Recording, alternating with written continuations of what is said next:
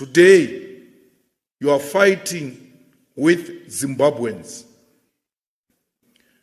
You are all fighting to be Negroes. You are fighting to work for a white man. You are not fighting for the land. All of you, you joined forces together against Zimbabweans. What's wrong? No, they are taking our jobs. Why? Because you want to be workers. You don't want to be the owners of strategic sectors of the economy. All you are fighting for is jobs. Who's going to give you these jobs? It's a white man. You are all now fighting to work for a white man. And you are proud to fight to work for a white man. Why should you fight people for jobs? We should fight people for the land. And that we want our land, because with our land, we will not be workers. We will be the owners of the land, and we will produce for ourselves and for all.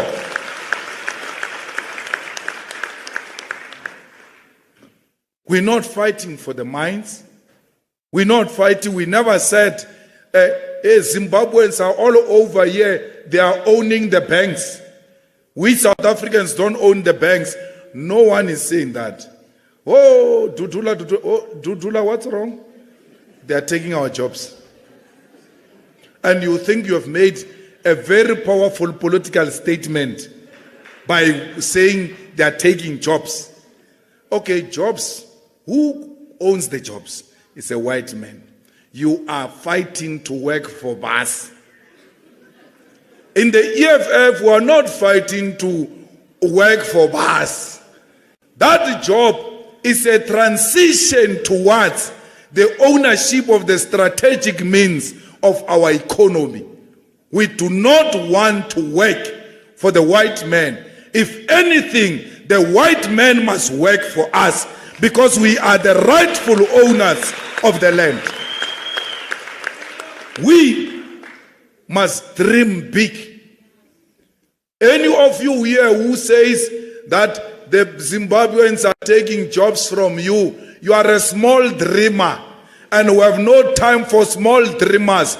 We are the big dreamers, and the big dreamers dreams about owning the land, the natural and mineral resources of South Africa and the whole African continent, because there will never be economic freedom selectively to South Africa alone. That's why Mugabe failed on the land question, because when he took the land, they ran to South Africa. When they arrived here, we should have also taken the land. When they ran to Mozambique, they take the land. Anywhere they go, they must find Africans standing together and saying, no white man is going to own the land here unless under our terms. There can never be an isolated socialism exclusive for a particular country. Even China alone and Cuba, they will not succeed in Venezuela if the world over doesn't come together to collapse this big animal called capitalism.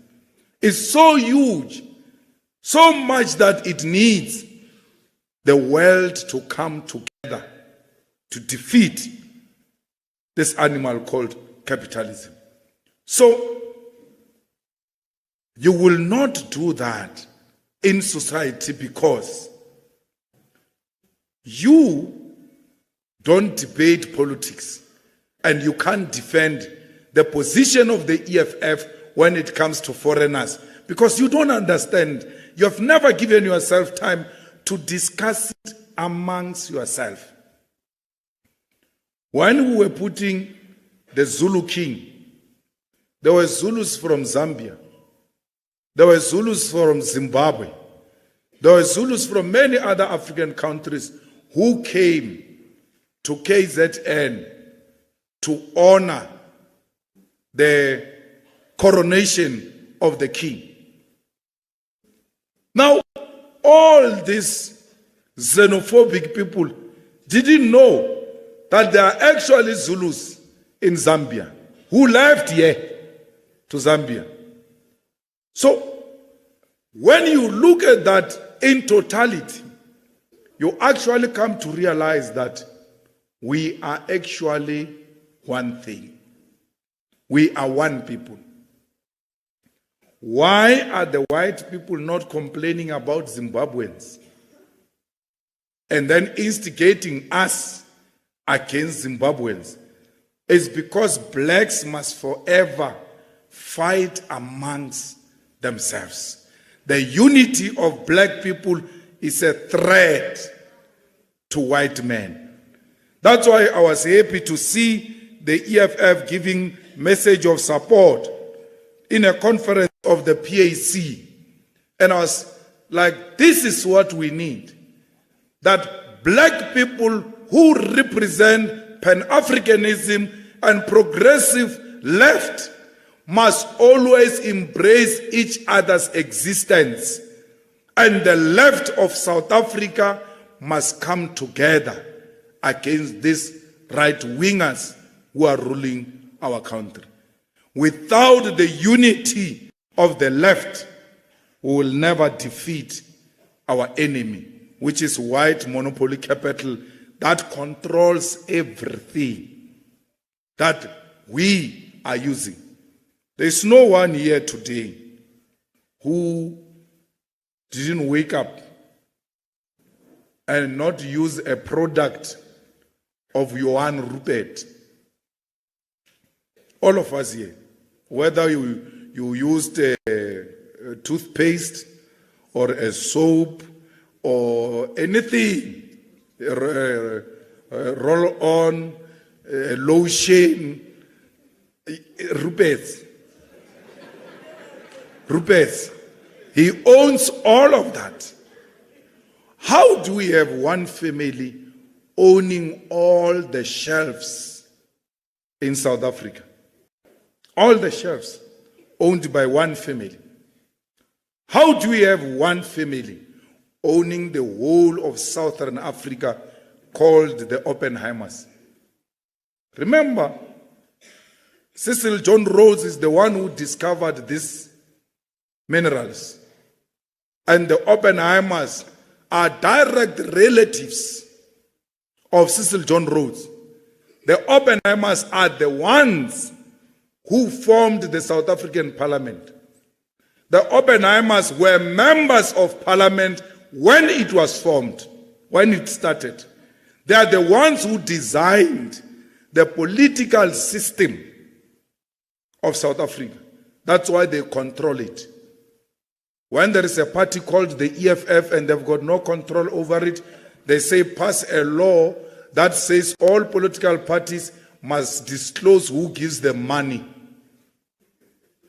so that whoever gives the EFF money, SARS can go after that person, the Hawks can go after that person, everybody can go after that person and destroy that person so that that person doesn't give the EFF money. And they give the ANC money, the DA money, openly, they even disclose. No one can go after them. But the people who can give EFF money are small business people who can't deserve to be attacked by anyone. As a result, they all shy away and stay away from the EFF. The EFF doesn't have money. It contests against political parties that are given 20 million, 15 million, 5 million by the same family. And no one sees nothing wrong with that. That the only people who give political parties money here is the Oppenheimers, and they are not giving the EFF. It's not, we don't want their money. They do that because they hope the EFF without money, it will die.